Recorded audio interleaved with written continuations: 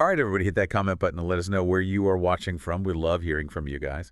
And jumping right into it, let's do a deep dive into this whole WWE commentator drama.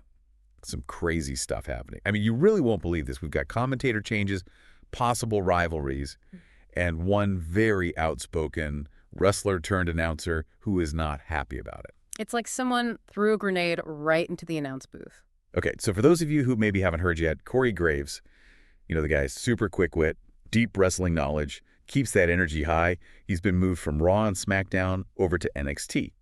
And NXT, as you know, that's WWE's developmental brand. It's where the up-and-comers, they go there to hone their skills before they hit the big leagues. Yeah, and it's like you would think that with Corey's experience, he'd be perfect for the main shows, especially Right. now that Raw is on Netflix. You want seasoned commentators for that kind of exposure. Exactly. But here's where things get really interesting.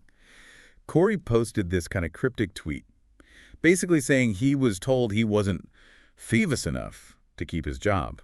And a lot of people are thinking that this is a direct shot at Pat McAfee, the former NFL player who's become a pretty popular color commentator for WWE part-time. Yeah, I can see why people would think that. McAfee brings in a whole different audience. With the football background and his larger-than-life personality, it's a really smart move for WWE to tap into that fan base. For sure. But where does that leave someone like Corey, who has dedicated years to, perfecting his craft, becoming a fan favorite? Right, that's the big question, isn't it? It really makes you think about what WWE values in its commentators. Is it raw talent, Yeah. deep wrestling knowledge, or star power and name recognition? It's like they're saying, yeah, we appreciate your skills, Corey, but you're just not a big enough name to draw in the casual viewers. Right, and the ironic thing is, Corey is arguably one of the best commentators they have. I mean, think about it. Quick wit, knows wrestling history inside and out, can bring the energy, but he doesn't go like over the top like some announcers. Yeah, he hits that sweet spot. He elevates the matches, but he doesn't overshadow them.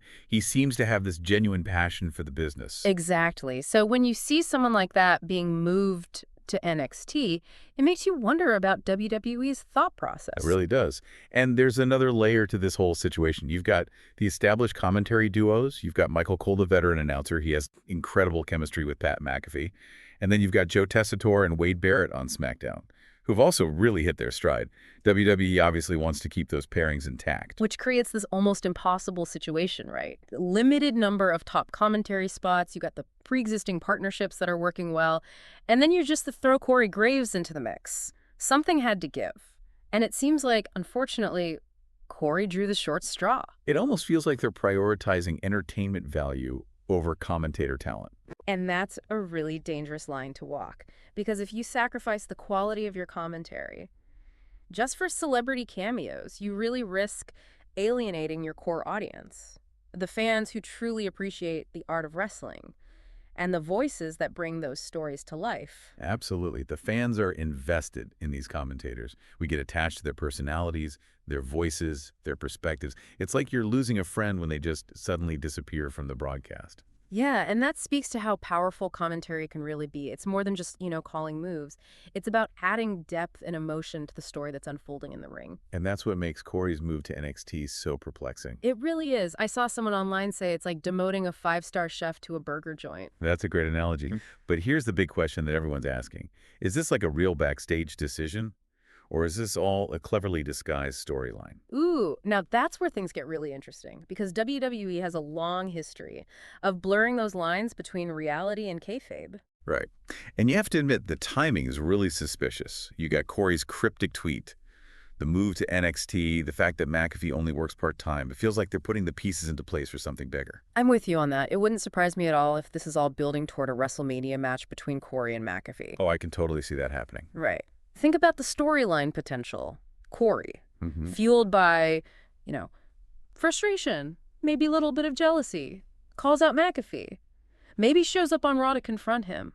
The fans would go nuts. They would lose their minds. It would be a perfect way to capitalize on the real-life tension. Yeah. And play into this whole, famous enough angle. Plus, it would give Corey a chance to get back in the ring, which I know he's hinted at wanting to do. And let's not forget the boost it would give to NXT. Corey coming